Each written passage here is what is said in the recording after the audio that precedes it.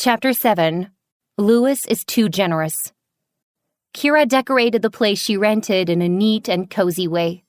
She watched as the elderly woman sitting at the table drinking her third glass of water and said seriously, I really am not your granddaughter-in-law. Yes, you are. The old lady was very stubborn. She held her glass and gulped down another glass of water. Keira knew it was impossible to convince her, so she took out her phone and dialed that number from last time. Hello. The call was answered right away. Hello. Keira faintly recognized the man's voice and was about to say something when the old woman snatched the phone from her. Meanwhile, Louis was leading a group of people searching for the old lady nearby. He seemed calm, but deep down, he was somewhat anxious. His grandmother not only had Alzheimer's, but at 87 years old, every organ in her body was beginning to decline, and her life could be in danger at any moment. The moment the phone rang, he picked it up immediately. Then he heard his grandmother's vigorous voice. Little brat, don't come pick me up. I'm with my granddaughter-in-law. Granddaughter-in-law? The phone number was that of the girl from last time. So his grandmother was with her again now? Louis's face darkened as he asked, Where are you? I won't tell you. Do you think I can't find you that way? I forbid you from looking for me or sending anyone after me. Louis rubbed his forehead and asked the attending physician in a low voice, Can we bring old Mrs. Horton back by force? The doctor shook his head and replied in a low voice, Old Mrs. Horton should not be subjected to any stress right now. It's best to go along with her intentions. Besides, that girl last time doesn't seem to be a bad person. Louis clenched his jaw and coaxed softly into the phone. Grandma, I have to deliver your medicine. Don't bother. I brought my medicine with me. Don't worry. Just wait while I bring my granddaughter-in-law home. After saying this, the old woman hung up. Done. She gave the phone back to Keira. Keira was speechless. What kind of irresponsible family members were they? How could they just leave the elderly woman with a stranger? Just as she was about to call back, she received a WhatsApp notification. Someone had sent her a friend request using her phone number. The message read, Grandson of the old lady. Keira accepted the friend request and saved his name in her contacts as Grandson. Grandson soon sent a message. Could you please take care of my grandmother for a while? She hasn't been well recently and can't be stressed. Keira snorted and typed on her phone in an indifferent manner. I can't. I don't run a charity. Before she could finish typing, she suddenly heard a noise coming from the kitchen. She quickly walked over to find the old lady boiling eggs. Keira casually asked, Are you hungry? Some eggs won't be enough. No. The old lady turned around. Her wrinkled face had a kind smile on it. Sweetheart, applying an egg to your face can reduce swelling. Keira was stunned. Perhaps she hadn't noticed it herself. Since she was hit by her biological mother today, she seemed unaffected, but in fact, she had assumed a detached demeanor that distanced her from the world. The old lady's words just now touched Keira, and a hint of warmth appeared in her eyes. She pursed her lips, then looked back at her phone. She saw a new message on her phone. You've received a transfer of $50,000 from Grandson. Grandson wrote, This is 1 week's living expenses. If it's not enough, just let me know. Keira looked at her input box, deleted the words she had just typed, and re-edited the message. Okay. She didn't understand why she was suddenly meddling in this matter. That man was too generous. That must be it. Olsen family home. Both of Isla's cheeks were swollen, and the marks from the slaps were clearly visible. Her eyes were red and swollen as she sat on the sofa in the living room, silently shedding tears. Poppy lowered her head. Isla, that little slut must be jealous that you're marrying to the Horton family. That's why she did this. Don't cry. When your dad comes back, I'll have him teach her a lesson. Mrs. Olsen dragged herself downstairs despite her sickness. Her voice was weak, but her tone was firm. Keira isn't that kind of person. You must have done something to upset her first. Isla clenched her fists and lowered her head to say in a wronged tone, It's my fault. I shouldn't have accepted Jake's proposal. She likes Jake so much. She must have gone after Mr. Horton because of it. Mrs. Olsen's pale face looked rather unwell. How can that happen? Keira was very well-mannered when she was young. Otherwise, she wouldn't have been so stubborn to move out of the house. Poppy said resentfully, She must have been led astray after she moved out. She's heartless. Today, not only did she hit Isla, but she also tried to hit me, her own mother. Mrs. Olsen still wouldn't believe it. Isla's eyes flickered, and she suddenly said, Mom, it's because we haven't cared enough about her over the years. These words reminded Poppy. That's because she doesn't come home. Mrs. Olsen, you used to be so good to her, but she doesn't come to see you. She's such an ungrateful wretch. She doesn't remember your kindness. She's a cold-hearted person through and through. Mrs. Olsen was taken aback. She had always been unbiased towards Keira and had fed her by hand as she grew up, so she had feelings for Keira. When the child moved out, she told Keira she should come back to visit when she had time. However, after all these years, Keira hadn't come home once. Had the child really grown ungrateful after growing up? Isla saw Mrs. Olsen's hesitation and was satisfied. She changed the subject and said coyly, Mom, can you invite Dr. South to serve as a mentor at Oceania University? Mrs. Olsen immediately refused sternly. Isla, we can't take advantage of someone's kindness. Besides, Dr. South has done more than enough for our family business over the years. Isla wasn't surprised by her words and smiled. Mom, that's not what I mean. Oceania University is the best university around here. Maybe Dr. South wants to go there too. We could take the chance to help him build a relationship with the school, which would also be a way of repaying Dr. South for all his years of help. Mrs. Olsen found the argument reasonable and opened WhatsApp on her phone. I'll ask him. Isla sat next to Mrs. Olsen and blinked. Dr. South has done so much for our family, and his debt has been repaid long ago. Shouldn't our family host a dinner in his honor? Would it be better to ask him in person then? Dr. South has always been obliging to Mrs. Olsen.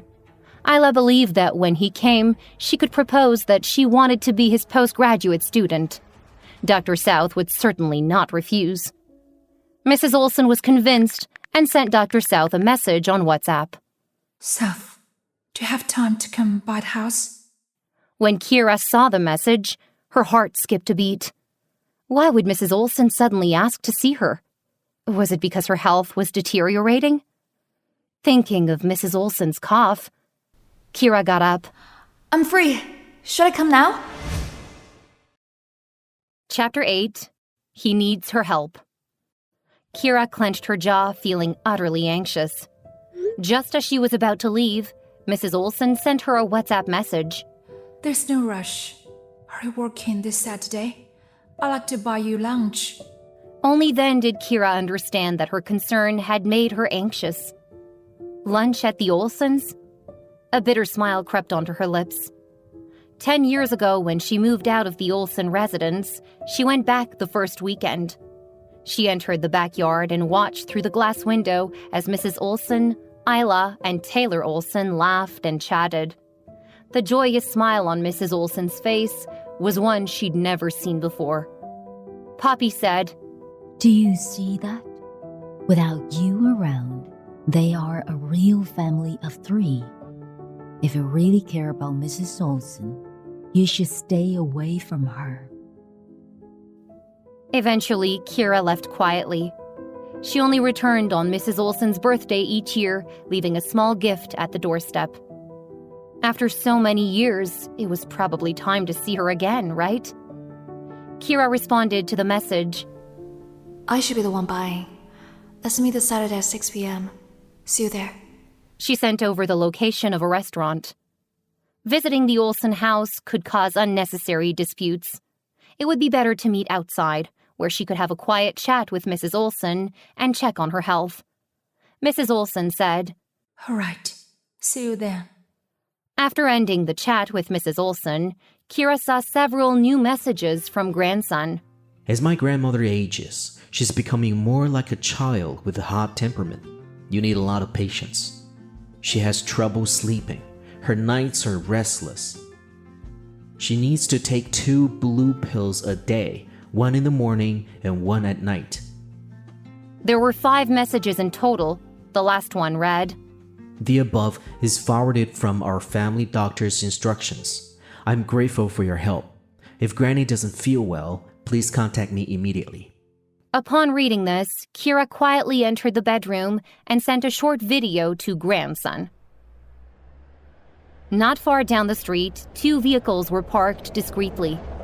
The first minivan was fully equipped and looked like a small suite. Louis was dressed in a black suit and was sitting on the couch working on his computer.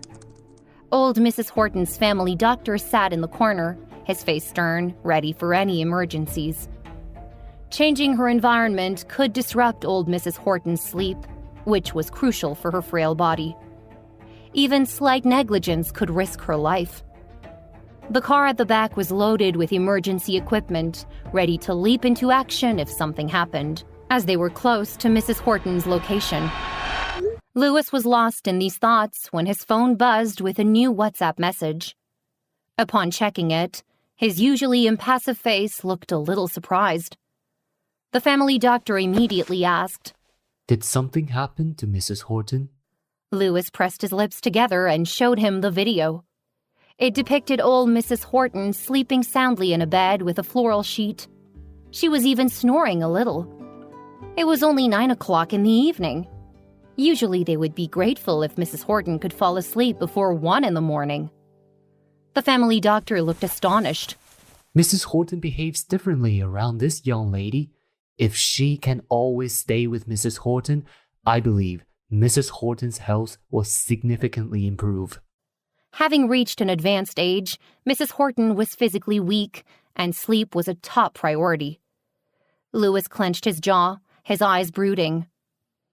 The next day, before setting out, Keira bid the old lady, who looked well-rested after a long night of sleep, farewell. I've asked Samuel to keep your company. He'll be here soon. Okay. The little old lady nodded obediently. Granddaughter-in-law, where are you going? To meet someone. Who are you going to meet? Do you have to go? Yes. If she didn't go to see Louis Horton now, he would find out about their marriage when he goes to register his own marriage. But her company was waiting to go public, and Keira urgently needed the divorce. With a dramatic wave of her hand, the little old lady proclaimed, Then I'll have my grandson help you schedule a meeting. My grandson has a great deal of influence. Keira smiled. Granny, I'm afraid your grandson won't do. The Horton family was the wealthiest in Oceanian. Even though Granny's family was well off, could they possibly be wealthier than the Hortons? She rode her electric bike to the Horton group. Louis's schedule was quite monotonous. He was either working or commuting, with no leisure time at all. Before Keira could say anything at the front desk, the receptionist said, It's you again. Mr. Davis has made it clear Mr. Horton isn't expecting any parcels today. You are not allowed upstairs. Keira replied. I'm not here to deliver a parcel. The receptionist interrupted her impatiently. Then do you have an appointment? Without one, you can't go up. As Keira was about to reply, she saw the receptionist's eyes light up. Her impatient expression vanished instantly as she warmly greeted the person behind Keira. Miss Olsen, you're here. Frowning, Keira turned around to see Isla. With a gracious and composed demeanor, Isla gave the receptionist a gentle smile. I'm here to see Jake. Her gaze swept over Keira as she added, But I forgot to make an appointment. Oh, Miss Olsen, what are you talking about? With your stature, when have you ever needed an appointment? Mr. Jake would be overjoyed to see you. The receptionist swiped her card to unlock the entrance. Please come in. However, Isla turned to Keira, sighing reproachfully. Keira, the Horton Group isn't a place anyone can just waltz into. If you want to pester Mr. Horton, don't make things difficult for the receptionist. Keira was perplexed. When had she ever made things difficult for the receptionist? However, the young lady at the receptionist's desk frowned. Mr. Davis merely said not to let this woman go upstairs, but didn't mention the reason why. Was it because of that? The receptionist showed a scornful expression, her face full of annoyance. Some people really don't know their place. Do they think their good looks can let them climb up the social ladder? They don't even know where they are.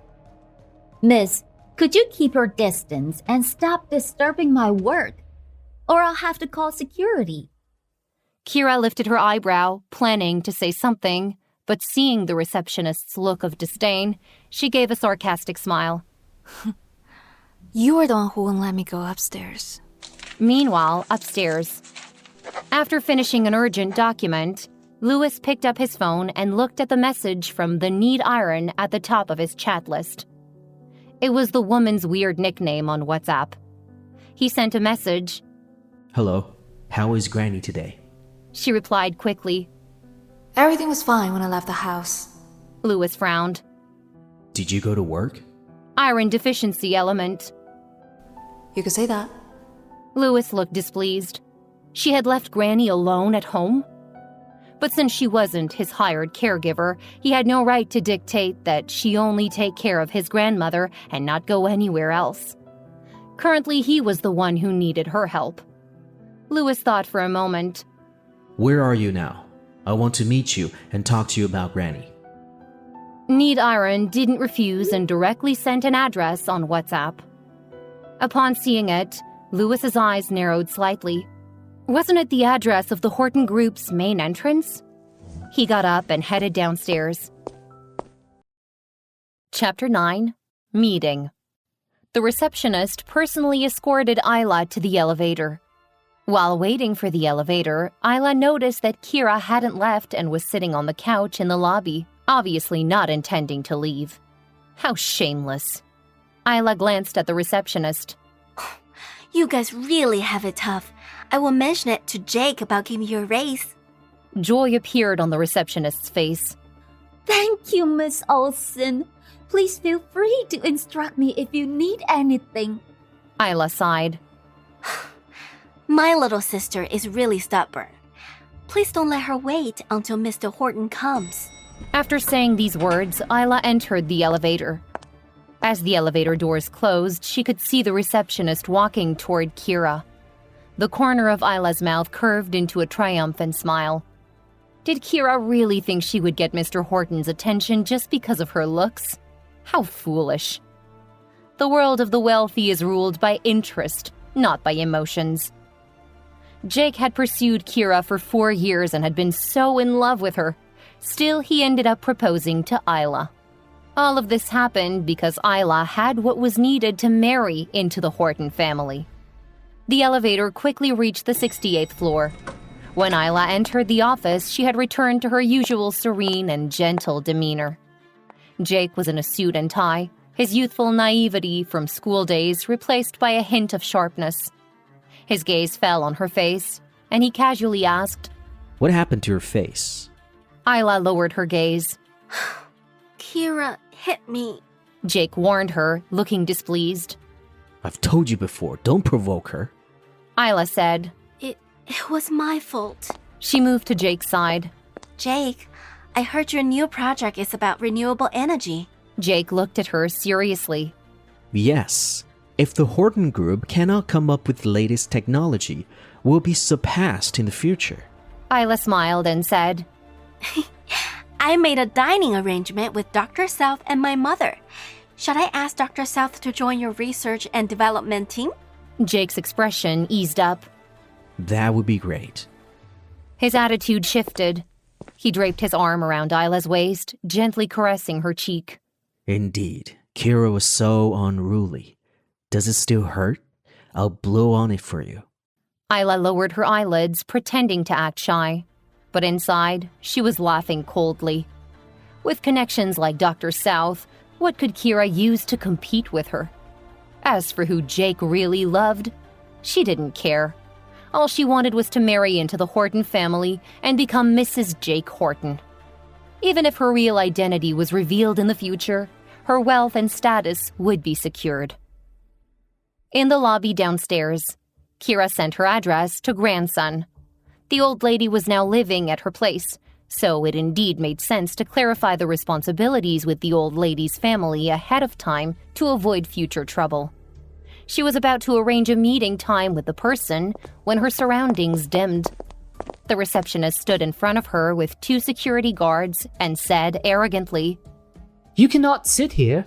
You are hindering my work. Please leave immediately. Kira's expression turned icy. The sofas in the lobby were for anyone to sit on as they pleased. Moreover, she wasn't making a sound. How could she be affecting the receptionist's work? Keira leaned back lazily. If your work's so easily affected, perhaps you should find a private office. The receptionist stammered. Enraged, she ordered the security guards. Kick her out immediately! Before the security guards could even move, the noisy lobby suddenly grew quiet.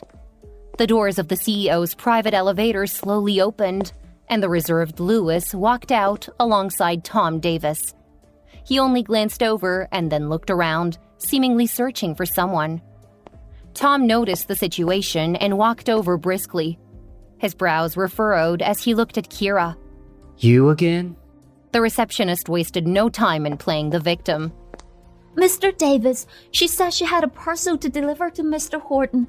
I wouldn't let her, so she refuses to leave. Keira replied flatly. I told you I wasn't delivering a parcel. The receptionist scoffed. Mr. Davis, did you hear that? She didn't even bother to pretend. She outright admitted she wanted to go upstairs to find someone. Since I refused to let her go up, she's causing a ruckus here. I'll have security escort her out now. Keira said nonchalantly. Which regulation of Horton Group states that I cannot sit on this couch? The receptionist was speechless. Tom impatiently told Keira. Well, just sit here then. Anyway, the boss won't even pay you any attention. He turned to the receptionist and said, somewhat annoyed, The more pressing issue is that the air conditioning on the top floor is broken. The repairman said he had already arrived and was stopped by the front desk from going upstairs. Can you explain what is going on? The receptionist was taken aback. I haven't seen any repairmen. Tom frowned. Really? The receptionist quickly nodded. I've been here the whole time, and moreover, the top floor isn't something I would take lightly. How could I possibly stop them? Tom took out his phone. I will call them and see if they went the wrong place. Before he could dial, he heard a lazy voice. They didn't. Tom was taken aback. Keira smiled. It's true. The receptionist didn't let me go upstairs. Tom Davis was baffled. The receptionist didn't know what to say. The two were both stunned. After a moment, Tom finally understood. You are the repairman? That can't be possible. A work permit was handed to him. The date on it was indeed 9 years ago. Tom couldn't believe it. Is this another one of your part-time jobs? Keira didn't deny it, her eyes moving toward Lewis Horton, who wasn't far away. I wasn't allowed to speak. They wanted to keep me out and even falsely accused me of causing a scene here. Mr. Horton, you have quite a high and mighty receptionist. The receptionist nervously looked at Lewis. Mr. Horton, Lewis was expressionless and said coldly, You're fired. The receptionist's face paled instantly, but she didn't dare to beg for forgiveness. Louis then looked solemnly at Keira. Tom had investigated the woman. She moved out from the Olsen residence in middle school, and ever since then, she had been making her living by working. Yesterday, she was a delivery girl, and today, she was a repair woman. How many jobs had she taken? Life was extremely difficult for her, yet her back was always upright. How could such a defiant woman degrade herself by persistently bothering him? Having thought about it, the slight admiration Louis started to feel for her instantly disappeared, replaced by annoyance. Miss Olsen, are you satisfied now? Keira nodded, standing up. Mr. Horton, did you check with the Civil Affairs Bureau? Louis didn't respond to her and only told Tom coldly. Take her upstairs to work, and remember, I don't want to see her again. Keira was dumbfounded. Tom pulled at her arm. Miss Olsen, let's go. I would advise you to quit it, even if you put a lot of effort in and finally get to enter the top floor. Our boss still won't give you a second glance. Although she really was a delivery person and a repair woman, was she really here at the Horton Group to work? Everyone knew the truth. Louis no longer paid her any more attention. Taking out his phone, he called Need Iron on WhatsApp. At the same time, Keira's mobile phone rang.